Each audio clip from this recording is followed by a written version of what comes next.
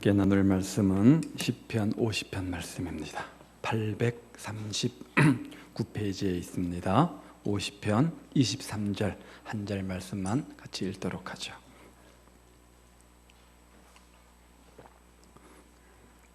구약성경 839페이지 시편 50편 23절입니다. 같은 목소리로 함께 읽습니다. 시작. 나를 영화롭게 하는 옳게 하는 자에게 아멘. 성경은 우리에게 감사를 가르칩니다. 항상 기뻐하라, 쉬지 말고 기도하라, 범사에 감사하라. 범사에 감사를 강조하지 않습니까? 늘 우리는 습관처럼 범사에 감사하는 삶을 살아야 되는데 늘 사람들은 감사보다는 불평이 체질화되어져 있는 모습을 보지 않습니까? 광야에 살던 이스라엘 사람들은 하나님이 주시는 수많은 축복이 있었음에도 불구하고 출애굽에서 광야까지 하나님께서 얼마나 신실하게 시시때때 인도하시고 먹히셨습니까? 그런데 그럼에도 불구하고 감사보다는 원망하기에 바빴습니다. 그래서 성경 고린도전서 10장 말씀에 보면 광야를 통과했던 이스라엘 백성들의 부정적인 특징 4가지를 소개하면서 그 중에 2가지가 뭐냐? 하나는 원망이요 또 하나는 불평인 것을 봅니다. 이런 이야기가 있죠. 멕시코의 어떤 마을에 온천과 냉천이 함께 나오는 관광지가 있습니다. 많은 관광객들이 이 모습을 보면서 관광 가이드에게 이렇게 말합니다. 이 마을 사람들은 참 좋겠습니다. 이렇게 좋은 환경 속에서 온천과 냉천이 그것도 공짜로 펑펑 쏟아지니 얼마나 좋겠습니까? 참 행복하겠네요. 그런데 그 관광 가이드는 고개를 절레절레 흔들며 이렇게 대답을 합니다. 그렇지 않습니다. 주부들은 온천과 냉천이 나와도 거기 비누가 나오지 않는다고 또 불평을 해댑니다.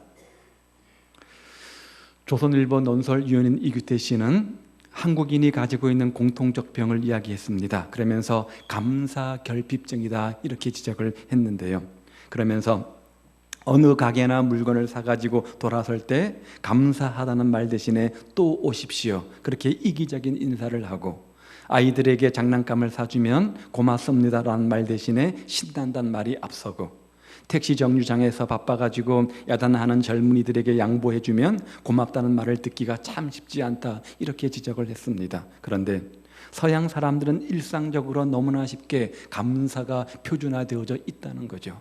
그들이 쓰는 가장 잘 쓰는 50개의 단어 가운데 조사를 해보니까 28%가 감사합니다 그런 단어였다는 것이죠. 옷 한 가지를 사도 신문 한 장을 사도 늘 습관처럼 입에 뱉는 말이 뭡니까? 감사합니다, 미안합니다, 땡큐라고 하는 말이죠. 그런데 이렇게 유럽인들이나 미국인들이 늘 습관처럼 감사할 수 있었던 그 배경에는 기독교가 생활화되었기 때문이고 기독교 문화가 있었기 때문이다 이렇게 지적을 합니다. 그러므로 오늘 한국인들이 감사 결핍증에 걸린 것도 따지고 보면 우리 믿는 성도들이 책임이 크다 그렇게 말하면서 우리 한국 성도들부터 먼저 감사하는 것이 생활화될 때 그것이 전파되어서 모든 사람들이 감사의 문화가 형성될 거다 이렇게 지적을 하고 있습니다. 오늘은 추수감사주일입니다. 아마도 믿는 우리가 감사해야 되는데 하도 감사를 하지 않으니까 하나님께서 감사절을 만들어 놓고 이 감사절만큼이라도 감사하라 그런 의도로 특별히 감사하게 하신 것이 아닌가 그렇게 생각을 해보게 됩니다. 오늘 우리는 하나님께 참으로 감사하는 성도가 되기 위해서 다양한 감사에 대해서 한번 생각해 보게 되어지는데요. 어떤 감사의 종류가 있는지 그리고 나는 어떤 종류의 감사를 하나님께 돌리고 있는지 한번 생각해 보기를 원합니다. 자, 첫 번째 감사의 종류는 감사한 일로 감사하는 거죠. 어쩌면 당연한 것처럼 보이지만 하나님은 우리들에게 엄청난 은혜와 축복을 주셨습니다. 자꾸만 까먹고 잊어버리고 생각지 않아서 그렇지 조금만 생각해 보아도 하나님이 우리들에게 베풀어 주신 것이 얼마나 많이 있는 것을 우리가 생각해 보게 되지 않습니까? 제가 전도사 시절에 중고등부 예배 시간에 설교를 하면서 학생들을 2팀으로 나누게 했습니다. 그리고 하나님이 우리에게 주신 것이 무엇인지를 생각해 보고 그것을 주신 하나님께 감사하라 이렇게 제안을 했습니다. 이런 식이죠. 하나님이 우리에게 건강을 주셔서 감사합니다. 뭐 이런 겁니다. 저는 금방 끝날 줄 알았는데 양팀에서 수십 번을 돌아가도 계속해서 새로운 감사거리가 나오는 것이었습니다. 그만큼 뭐예요? 하나님께서 우리들에게 곰곰이 생각해 보면 주신 것들이 많다는 이야기고, 그만큼 주신 것이 많다는 이유는 또 그만큼 감사할 거리가 많다는 것을 반증하는 거죠. 그렇게 게임이 진행이 되다가 한 팀에서 우리에게 예수님을 주셔서 감사합니다, 그 말이 툭 튀어나왔고, 제가 그 소리를 듣고 그 팀의 승리를 선언했습니다. 하나님이 우리에게 베풀어 주신 것이 헤아릴 수 없건 많이 있지만, 그런데 정말 감사한 것은, 최고의 감사 중에 감사가 있다면 그것은 죄로 말미암아 죽을 수밖에 없는 우리들을 구원하시기 위해서 죄 없으신 독생자 예수님을 우리를 위해서 대속물로 이 땅에 보내주신 것, 그것만큼 더 큰 감사의 거리, 감사의 이유가 어디 있겠습니까? 어떤 사람이 신비한 체험을 하게 되었습니다. 천사와 함께 천국에 가서 베드로를 만나고 베드로의 영접을 받습니다. 베드로는 그를 데리고 하늘나라의 이곳저곳을 구경시켜 주었습니다. 첫 번째 간 곳은 천사들로 붐비는 거대한 작업실이었는데, 베드로는 그것이 접수처라고 했습니다. 땅에서 하나님께 기도하는 온갖 성도들의 기도의 청원들이 접수되는 접수처라는 곳이죠.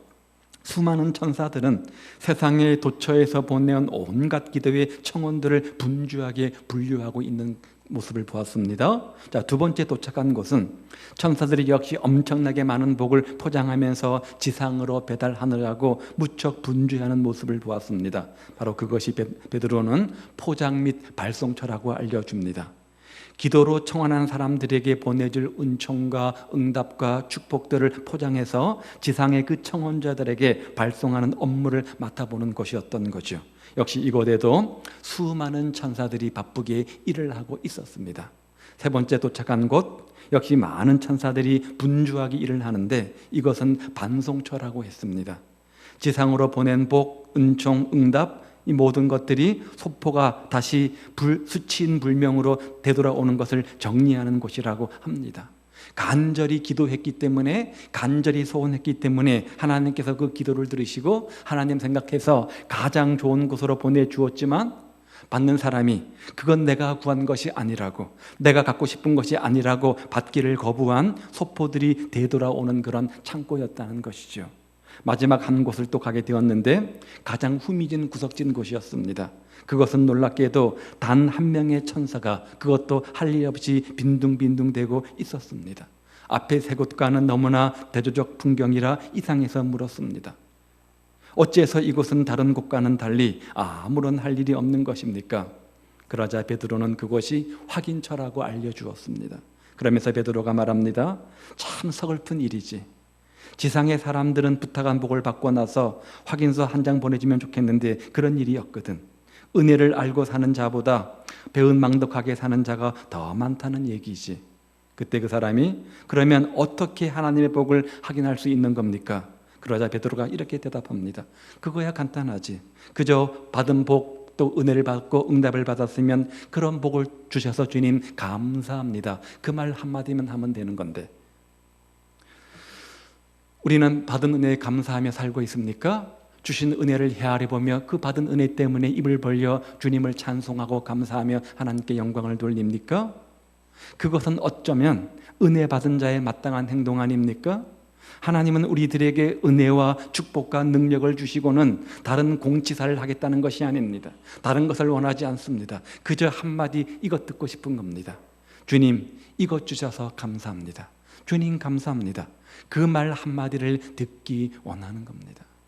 하나님이 여러분에게 베풀어 준 감사한 일들이 무엇입니까? 그 감사한 일들을 앞에 놓고 이러한 감사거리를 주셔서 감사합니다, 하나님께 감사의 영광을 돌리시기를 우리 주님의 이름으로 축복을 드립니다. 두 번째 감사의 종류는요, 조금 더 성숙한 모습이죠. 어려운 중에도 감사하는 겁니다. 다니엘서 6장 10절 말씀에 보면, 다니엘이 이 조소에 왕의 어인이 찍힌 것을 알고도 자기 집에 돌아가서는 그 방이 예루살렘으로 향하여 열린 창에서 전에 하던 대로 하루 3번씩 무릎을 꿇고 기도하며, 그 이유가 나옵니다. 그 하나님께 감사하였더라. 자, 다니엘이 감사 기도를 드릴 때가 어떤 때입니까? 조소가 있었습니다. 어떤 조소입니까? 다른 신에게 기도하면 사자밥이 된다. 그런 왕의 명령이 있었던 때입니다. 따라서 다니엘이 창문을 열고 저 하나님 앞을 향해서 기도하면 그것이 걸리면 다니엘은 사자밥이 되는 그런 운명에 처한 때였던 거죠. 다니엘이 이것을 몰랐습니까? 알았습니다. 정말 어려운 때였습니다. 다 알았습니다. 지금 어려움 앞에 직면해 있었음에도 불구하고 그런 때에도 다니엘이 한 행동이 뭐라고요? 하나님께 감사했다. 하나님께 감사했다. 이렇게 말하고 있는 겁니다. 어려운 중에도 하나님께 감사한 모습을 보여주고 있는 거죠. 또 하나 예를 들어 볼까요? 성소 안에는 여러 가지 성물들이 있는데 금초대 등대가 있죠. 순전한 금 1달란트로 만들어졌는데요. 금 1달란트는 약 68kg 정도 된다고 합니다. 엄청난 가치의 등대인 거죠. 그런데 그 등대의 금이 등대로 만들어지는 데는 과정이 필요하다고 합니다. 먼저는 순전한 금, 즉 정금이 되기 위해서 100% 온전한 정금이 되기 위해서 불순물을 쫙 빼기 위해서는 섭씨 1000도가 넘는 고요를 통과해야만 됩니다. 그럴 때 온갖 불순물이 쫙 빠지게 되는 거죠. 자, 그리고 그 과정을 통과했다고 할지라도 바로 등대로 만들어지는 것은 아닙니다. 불을 통과한 다음 그 다음 한 일이 뭐냐? 그 금을 가지고 망치로 두들기는 작업을 합니다. 반드시 망치로 두들긴다고 하는데 그 이유는 그렇게 하면 그 금은 쉽게 구부러지거나 부러지지 않기 때문이고 다른 금보다 더 강력한 빛을 발하게 되는 겁니다. 정금같이 나오기 위해서는 단련이 필요한 거죠. 섭씨 1000도의 고요를 이겨내야 되는 것이고요. 망치로 두들겨지는 아픔을 경험할 때 그런 어려움을 겪고 나은 다음에 정금같이 나오게 되어지는데 욥기의 고백 아닙니까? 그런데 이것이 하나님이 사람을 세우시는 방법이요 하나님을 다루시는 방법이라는 거죠. 하나님께서 귀하게 쓰실 사람들을 다루실 때 그냥 우연히 막 잡아갖고 오는 것이 아니라 그냥 막 붙잡아 사용하는 것이 아니라 먼저는 불을 통과하게 하시고 불은 성경적 의미로 연단 아닙니까? 연단을 통과하게 하신 다음에 여러 가지 방법으로 두들겨서 단련하십니다. 훈련의 광야로 몰기도 하시고 비바람과 폭풍 가운데 우리를 인도하시기도 하시며 사망의 음침한 골짜기로 인도하시기도 하십니다. 그리고 그런 단련을 잘 통과하고 나면 비로소 하나님이 사용하시기 원하시는 자리에 그 사람을 떡하니 앉혀서 충성스러운 일꾼으로 사용하신다는 거죠. 사도 바울은 이것을 가지고 합력하여 선을 이룬다 그런 말로 표현했잖아요. 우리가 범사에 감사해야 될 이유가 뭐냐? 하나님은 모든 것 가운데 합력하여 선을 이루기 때문이다 이렇게 말하죠. 자, 우리가 당하는 어려움이 있습니다. 고통도 있습니다. 고난도 있습니다. 그것까지도 합력하여 선을 이룬다 이 말 아닙니까? 자, 사단의 편에서 보면은 우리가 당하는 어려움과 고통과 고난은 사단이 우리를 망하게 만들기 위해서 쓰러지고 넘어지도록 하기 위해서 준 하나님의 어떤 뭐죠? 시험의 도구이지만 하나님 편에서 보면 그 모든 고난들은 합력하여 선을 이루시는 하나님의 축복의 도구인 것들을 보게 되어집니다. 따라서 환난 날이나 캄캄한 날이나 기쁠 때나 슬플 때나 즐거울 때나 푸른 초장이나 사망의 음침한 골짜기 어떤 형편 가운데 있다고 할지라도 항상 하나님이 인도해 주신다는 믿음을 가지고 무조건 감사하는, 어려운 중에도 감사하는 그 감사가 진정한 감사다 이렇게 말하는 것이죠. 오늘 우리의 감사의 모습은 어떤 겁니까? 무엇 때문에 이런 것을 주셨기 때문에 인하여 감사입니까? 아니면 그리 아니하실지라도 없을지라도의 감사의 주인공입니까? 우리의 믿음, 우리의 감사의 크기를 조금 더 키워서 그리 아니하실지라도 없을지라도 하박국의 감사의 주인공들 다 되시기를 우리 주님의 이름으로 축복을 드립니다. 어쩌면 이것이 진정한 감사의 모습 아니겠습니까? 자, 세 번째는요, 선불감사라는 것이 있습니다. 간혹 강단에 올라온 헌금 가운데 아직 일어나지 않은 일인데도 불구하고 미리 될 것을 믿고 감사 헌금과 감사 제목이 올라오는 경우가 있는데 바로 이것이 선불감사이죠. 선불감사가 뭡니까? 아직 일어나지 않은 일에 미리 감사하는 믿음의 행위를 말하는 것이죠. 제가 호주에서 학원하시는 장로님의 비디오 간증을 들었는데 그 장로님은 발생하지도 않은 수입에 대해서 믿음을 갖고 미리 11조와 검사헌금을 하시는 분입니다. 예를 들면 지금은 수입이 5천만 원인데 1억의 수입을 주실 것을 믿고 그 1억에 대한 11조를 미리 하고 감사헌금을 미리 드리는 겁니다. 하나님은 그분의 믿음을 보시고 축복하셔서 엄청난 재정의 축복을 누리게 하셨다는 거죠. 소망교회 참전 화장품 김광석 장로님도 이런 경우에 해당이 되지 않습니까? 그래서 먼저 믿고 11조를 드렸더니 그 11조 이상으로 5배, 10배 채우신 하나님을 경험했나라고 간증하는 모습을 들었던 적이 있습니다. 성경적 예도 한번 살펴보죠. 역대하 20장에 보면 암몬과 모압과 세일산 사람들이 연합군을 조직해서 유다를 공격할 때입니다. 그때 유다의 왕은 여호사밧 왕이었는데 하나님의 응답에 따라서 한 일이 뭐냐? 어떤 무기를 만들고 어떤 군사력을 정비하고 군사를 동원한 것보다도 성가대를 만들고 전쟁터에서 그 성가대를 앞장 세웁니다. 그리고 그들에게 하나님의 감사의 찬송을 하게 한 거죠. 무슨 말입니까? 이 전쟁에서 이미 승리케 하실 주님을 믿고 감사하는 마음으로 찬양대를 앞세워서 감사의 찬양, 승리의 찬양을 하게 했던 겁니다. 뭐예요? 선불 감사를 한 거죠. 하나님은 그 감사 찬송을 받으시고 역사하셨습니다. 그 결과 적들에게 혼돈이 일어나서 자기들끼리 서로 쳐서 피차에 살육하게 만들었죠. 결국 여호사밧은 선불 감사로 말미암아 피 한 방울 흘리지 않고 쉽게 승리를 쟁취할 수 있었는데 선불 감사의 결과였던 것이죠.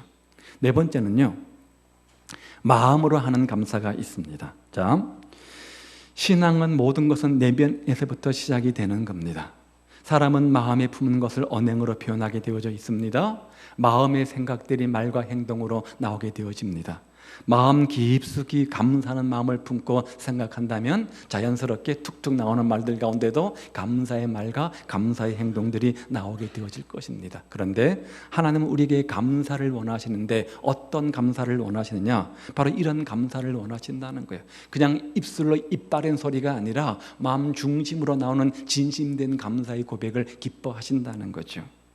헬라어에서 감사를 유카리스테오라고 하는데 그 뜻은 마음속 깊은 곳에서부터 진정으로 우러나온 감사를 의미하는 겁니다. 조금도 가식이나 부담 없이 자원해요 즐겁고 기쁘게 마음으로 하는 감사를 바로 헬라어의 유카리스테오라고 단어로 사용을 한 겁니다. 하나님은 우리의 마음 깊은 곳에서 우러나오는 감사를 원하신다는 거죠. 입술로는 감사를 말하고 입술로 감사를 하는데 마음이 그렇지 못하다고 한다면 하나님은 기뻐하지 않습니다. 사람은 속일지 몰라도 마음 중심을 불꽃 같은 눈동자로 지켜보신 하나님을 속일 수는 없는 거죠. 그래서 이사야서 29장 13절에 보면 주께서 이르시되 이 백성이 입으로는 나를 가까이 하며 입술로는 나를 존경하나 그 마음은 내게서 멀리 떠났도다. 주님께서 귀하게 보시고 가치 있게 보시고 평가하는 대목이 무엇입니까? 입술의 고백입니까? 마음 중심의 태도 아닙니까? 입술로 아무리 주님을 존경한다, 주님 믿는다, 주님 사랑한다 떠들어대도 마음 중심으로 그런 마음이 없다면 아무런 공연불에 불과한 것이다, 이렇게 말씀하고 있는 거죠. 따라서 억지로의 감사가 아니라 마음 중심에서 진정한 감사의 주인공들 되시기를 우리 주님의 이름으로 축복드립니다. 체면 때문에 하는 감사가 아니라 어떤 형식 때문에 하는 감사가 아니라 중심에 진실된 고백이 우리의 고백되기를 바랍니다. 또 한 가지 마지막으로 제물로 하는 감사가 있습니다. 오늘 본문에 해당되는데요, 감사로 제사 드리는 자가 나 하나님을 영화롭게 한다, 이렇게 되어져 있습니다. 여기 제사란 단어의 의미가 희생이라는 의미입니다. 희생. 깊은 감사는, 진정한 감사는 뭐죠? 희생이 동반된다는 거죠. 동반한다는 거죠. 한번 예를 들어 볼게요. 마리아를 기억합니다. 누구죠? 옥합을 깨뜨린 마리아. 예수님의 은혜에 너무나 감사하고 감격해서 자기에게 가장 소중히 여기는 비싼 나드 향료값을 깨뜨리지 않았습니까? 한 방울도 남기지 않고 예수님의 발에 몸에 부었습니다. 이 나드 향료가 얼만큼 가치 있는 거냐면 남자가 1년 동안 열심히 일해서 번 돈과 맞먹을 만큼 가치 있는 겁니다. 값비싼 거죠. 그런데 그것을 기꺼이 아낌없이 누가 강요하지 않았습니다. 자원 하나만으로 예수님께 드린 거죠. 뭐예요? 진정한 감사는, 깊은 감사는 우리 시간도 우리 몸도 물질도 아까워하지 않고 기꺼이 희생하는 정신이 동반된다는 겁니다. 내 쓸 것 다 쓰고 내가 할 것 다 하고 그리고 나서 깊은 감사를 드릴 수는 없는 거잖아요.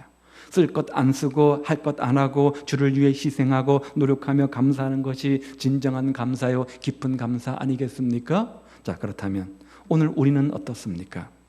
사람들은 너무나 하나님께 인색한 것 같습니다. 사실 하나님께 이것저것 많은 것을 받았음에도 불구하고 그것들을 감사로 표현하기보다는 너무나 그 표현하는데, 감사하는데 너무나 인색한 우리의 모습을 봅니다. 어느 목사님의 조카 이야기인데, 그 목사님의 조카가 한 친구를 사귄 겁니다. 100일 되면 뭐 하죠? 경서봐, 뭐 하죠? 뭐 합니까? 민서봐, 뭐 해? 100일 되면 100일 선물하잖아요. 200일 되면요 200일 선물합니다. 300일 되면요 300일 선물합니다. 300일을 맞이해서 이 친구가 여자친구한테 300송이 꽃다발 장미송이를 안겨준 겁니다. 학교가 발칵 뒤집었습니다. 어느 날 꽃집 주인이 300송이를 등에 업고 그 학교를 찾아온 거죠. 그래서 그 남자친구가 그 여자친구 학교에서 스타가 되었다고 합니다. 그 소식을 듣고 엄마가 어떻게 반응했을까요? 저 자식 맨날 밥 먹이고 입히고 키우는 나한테는 꽃다발 하나 안 주다니, 그렇게 섭섭해했다고 합니다. 어떻게 했을까요? 잘 살까요? 헤어졌다고 해요. 자, 그렇다고 우리가 이 아이를 변환할 수 있습니까? 우리들도 하나님께 너무나 많은 사랑과 축복을 받았지만 그 주님께 드리는 일은 너무나 인색한 우리 아닙니까? 그 친구의 모습을 보면서 우리 자신의 모습을 본 것 같지 않습니까? 주 앞에 드리는 것은 너무나 관심 없이 인색하면서 자신과 자기 가족만을 위해서 돈을 사용한다면 하나님은 어쩌면 그 엄마처럼 이렇게 말씀할지 모릅니다. 저놈의 자식, 나한테는 그렇게 인색하면서. 성경에 보면 주 앞에 제단을 쌓을 때, 주 앞에 나와 예배 드릴 때 반드시 제물을 요구하십니다. 그렇게 해서 우리에게 어떤 헌신, 믿음을 보시겠다는 거죠. 자, 그런데 이것에 대해서 우리가 하나님을 오해할 필요는 없습니다. 사실 하나님이 뭐가 부족해서 우리에게 물질을 달라 그렇게 요구하시겠습니까? 하나님은 땅과 하늘 이 모든 것을 가지신 분 아닙니까? 성경을 보십시오. 시편 50편 읽지는 않았지만 그 앞에 보면 다 내 것이며 다 내 것이로다. 세계와 거기에 충만한 것이 다 내 것이라 하나님께서 이렇게 말씀하십니다. 사실이잖아요. 모든 것이 다 하나님의 것입니다. 하나님은 무엇이든지 부족함이 없으신 분입니다. 그런데 하나님이 늘 재물을 원하시고 심지어 주 앞에 나올 때 빈손으로 나오지 말라 이렇게 요구하시는 그 이유가 무엇입니까? 그 이유는 사람의 마음이 어디 있기 때문에요? 물질에 있기 때문에 그래요. 자꾸만 우리의 마음이 물질에 있기 때문이라는 거죠. 보물이 있는 곳에 우리 마음도 있기 때문에 그렇습니다. 하나님께서 원하시는 것은 우리의 물질이 아니라 그 물질을 드릴 때 동반되는 마음이라는 거죠.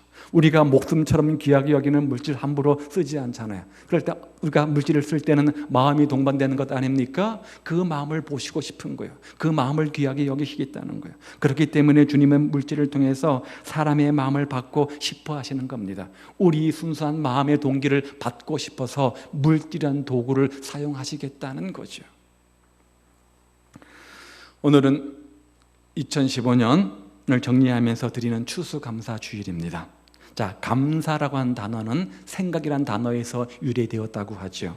무슨 일이 일어나도 어떤 상황 속에 처한다고 할지라도 깊이 있게 생각해 보면 감사할 수밖에 없다는 겁니다. 감사한 일로 감사하는 삶이 되시기를 바랍니다. 어려운 중에도 감사하는 자의 삶이 되시기를 바랍니다.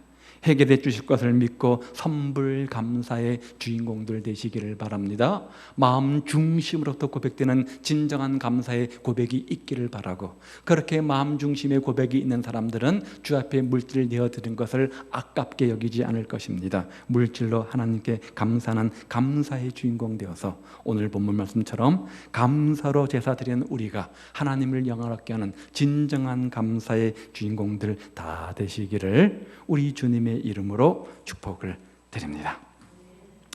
자, 이어서 우리 먼저 세례식을 거행하고요, 성찬식을 거행하도록 하겠습니다. 오늘 세례식은 두 명이 받는데요, 경욱이하고 김민섭, 송경욱, 김민섭. 한번 일어서 볼까요? 네. 제가 몇 가지 문답을 할 텐데요, 질문에 네라고 힘 있게 대답해 주시면 감사하겠습니다. 자, 중요한 것은 뭐라고 그랬어요? 큰 소리가 아니라 마음 중심의 고백이겠죠? 자, 오른손을 들고. 하나님 앞에 죄인인 줄 알며 당연히 그의 진노를 받을 만하고 하나님의 자비하신